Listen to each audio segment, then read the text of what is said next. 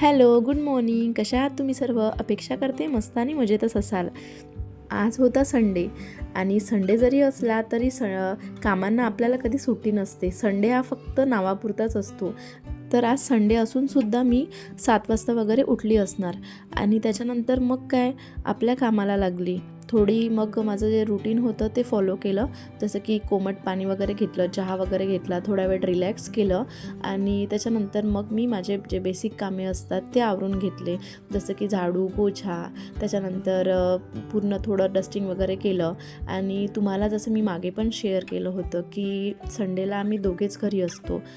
दोघेच म्हणजे 11 वाजेपर्यंत त्याचे बाबा क्रिकेट खेळायला जातात. त्याच्यामुळे आम्ही दोघेच असतो आणि अद्विकची पण संडेला सकाळ निवांत 9 वाजता वगैरे तो उठतो.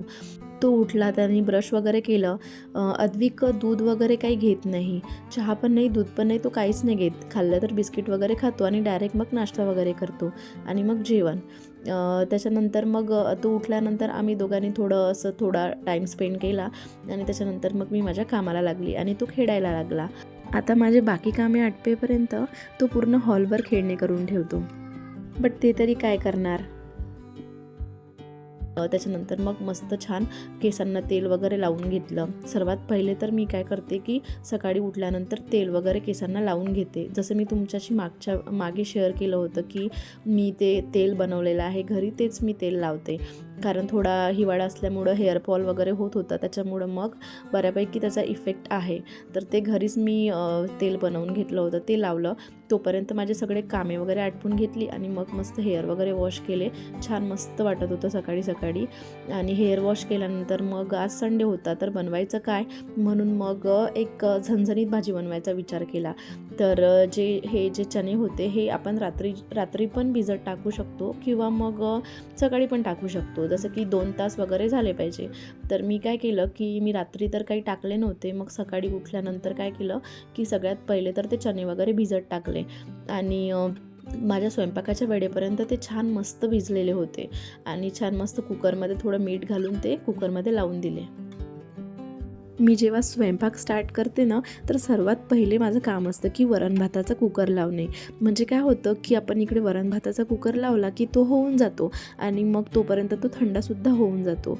आणि माझ्याकडे ॲक्च्युली मोठा 5 लिटरचा कुकर आहे, बट तो काही मी लावत नाही. हा छोटा जो कुकर आहे, हाच कुकर मी वरण भातसाठी पण यूज करते. आणि जर काही त्याच्यामध्ये आता चणे मी घातले कुकरमध्ये, तर हाच पहिले वरण भात करून घेतला आणि मग तो थंडा वगैरे झाला, तो काढून मग त्याच कुकरमध्ये चणे वगैरे पण लावून दिले.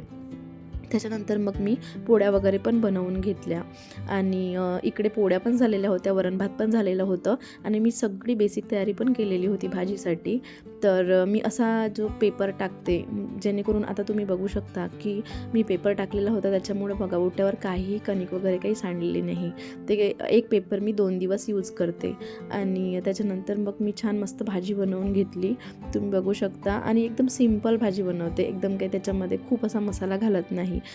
फक्त कांदा लसणाची पेस्ट केली छान मस्त, त्याच्यामध्ये एक मिरची टाकली आणि इकडे टोमॅटोची पण पेस्ट बनवून घेतली. थोडं हिंग टाकते, जेणेकरून आपल्याला पचायसाठी पण छान असते आणि थोडी टेस्ट पण चांगली येते हिंगाने. तर हिंग वगैरे त्याच्यामध्ये टाकून घ्यायचा. आणि मी इकडे चणे वगैरे उकळून घेतलेले होते. आणि तिखट माझं असं प्रपोर्शन आम्ही दोघांसाठीच बनवायचं आहे, तर प्रपोर्शन असं ठरलेलं आहे की 2 चमचे तिखट, मीठ आणि हळद आणि थोडासा मसाला. माझ्याकडे चण्याचा छोले मसाला होता, तर तोच त्याच्यामध्ये टाकला थोडा आणि छान मस्त भाजी अशी बनवून घेतली. ॲक्च्युली ना आमचं पावभाजी बनवण्याचा प्लॅन होता, पण त्याच्या आधीच्याच दिवशी आम्ही पावभाजी वगैरे बनवलेली होती. त्याच्यामुळं आज आम्ही पावभाजी स्किप केली आणि छोलेची भाजी बनवून घेतली छान मस्त. सर्वात पहिले तर आम्ही सकाळी उठल्यानंतर रात्रीच्या पोळ्या पण होत्या आणि त्याच्यामुळं मग मी त्याचा चिवडा वगैरे पण बनवून घेतलेला होता, पोळीचा चिवडा. आम्हाला पोळीचा चिवडा खूप आवडतो. तुम्हाला कोणाकोणाला पोळीचा चिवडा आवडते कमेंट करून नक्की सांगा. तर नाश्ता केलेला होता आणि चिवडा म्हटल्यानंतर थोडा हेवीच नाश्ता होता, त्याच्यामुळं मग जास्त काही अशी आम्हाला भूक लागलेली नव्हती. आणि तसंही संडे असला की आमचं 2 वाजता तर जेवण होतेच, 2 तर वाजतातच हार्डली. तर 2 वाजेपर्यंत निवांत छान स्वयंपाक वगैरे आटपून घ्यायचा असतो. आणि संडे जरी असला तरी आपल्या मागचे कामं काही संपत नाही.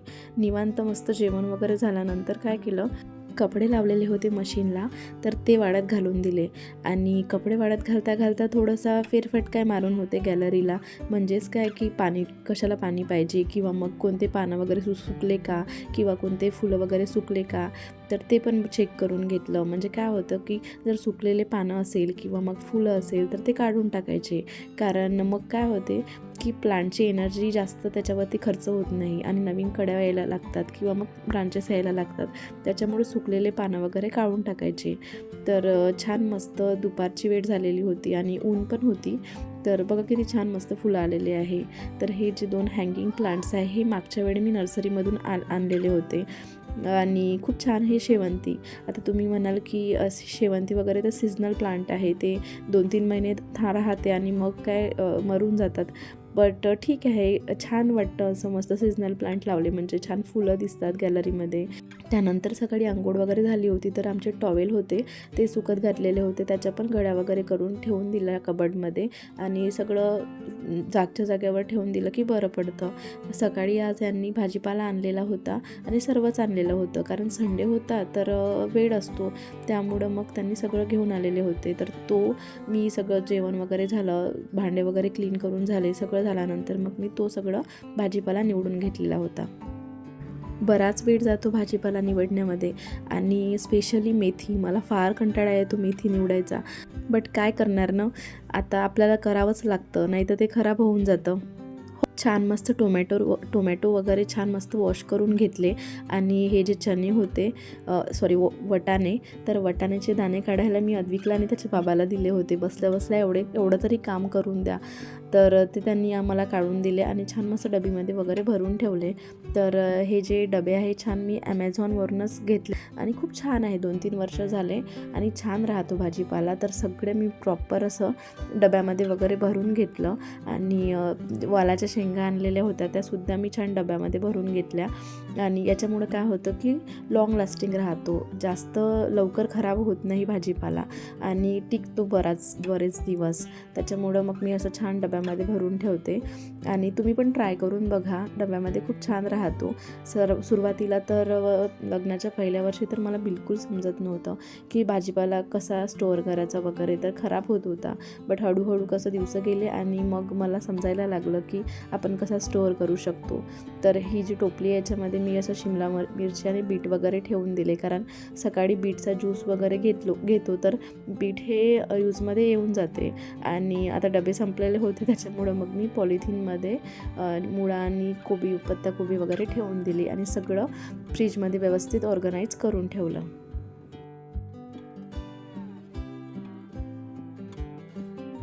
सोबतच मी लसण वगैरे पण निवडून घेतलेला होता, कारण मग वर्किंग डेज असले की ते वेळेवर लसण निसून ठेवणं थोडं अवघडच जातं.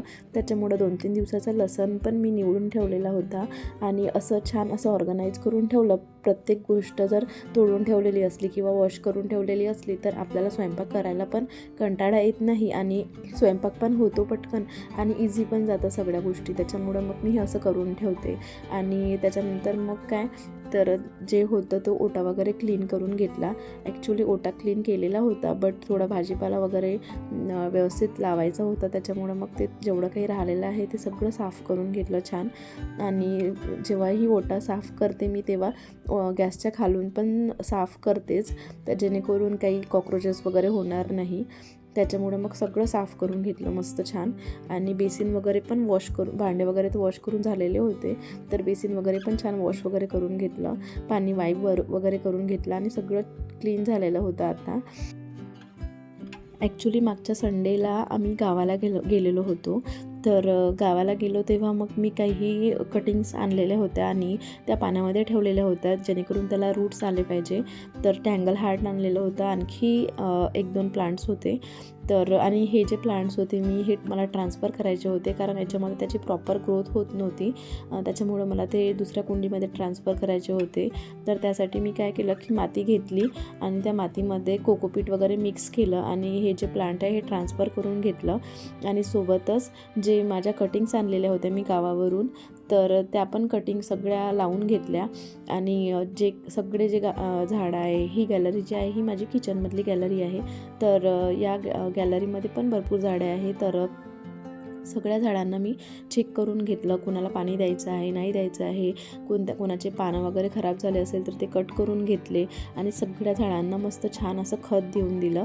झाडांना पण सगळं मस्त फ्रेश करून दिलं. संडे होता तर त्यांनाही छान मस्त भरून दिलं, कारण बघा ना आपल्याला जशी गरज असते एनर्जीची, न्यूट्रियंट्सची, तशीच त्यांनाही गरज असते. आणि आपल्याला जर खरंच झाडांबद्दल प्रेम असेल किंवा आपल्याला जर ग्रो करायचे असेल प्लांट्स, तर तेवढी काळजी त्यांची घेणं हे इम्पॉर्टंटच आहे आणि घेतलीही पाहिजे. तेवढाच आपला वेळ त्यांच्यामध्ये जातो आणि आपल्या मनालाही छान वाटतं. आणि असं मस्त छान ग्रीनरी दिसली की आपलं जे काही सगळं काही टेन्शन असेल किंवा थकवा असेल तो दूर होऊन जातो. बघा मी सकाळपासून माझा संडे असून सुद्धा काम चाललेलंच होतं. आणि झाडांचं बाबतीत म्हटलं तर मी बिलकुल कंटाळा करत नाही, मला आवडतं.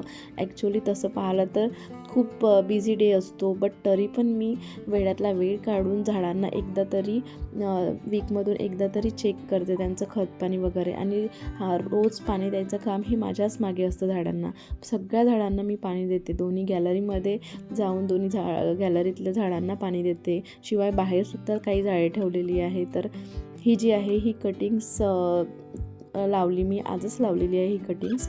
तर असे सगळे जे झाडं होते त्यांना मस्त खतपाणी देऊन झालं आणि झाडं एकदम फ्रेश झालेली होती. 4 हँगिंग बास्केट माझ्या तयार झाल्या आणि त्या मी 1 दिवसानंतर हँग करणार आणि तो माझ्यासाठी सगळ्यात जास्त आनंद आहे. आणि इथेच मी आजचा व्हिडिओ संपवते. तुम्हाला आजचा व्हिडिओ कसा वाटला नक्की कमेंट करून सांगा. आणि व्हिडिओ आवडला असेल तर व्हिडिओला लाईक करा, शेअर करा, कमेंट करा आणि चॅनलवरती नवीन असाल तर चॅनलला सबस्क्राईब करा. सो टेक केअर फ्रेंड्स, भेटूया नेक्स्ट व्हिडिओमध्ये. बाय.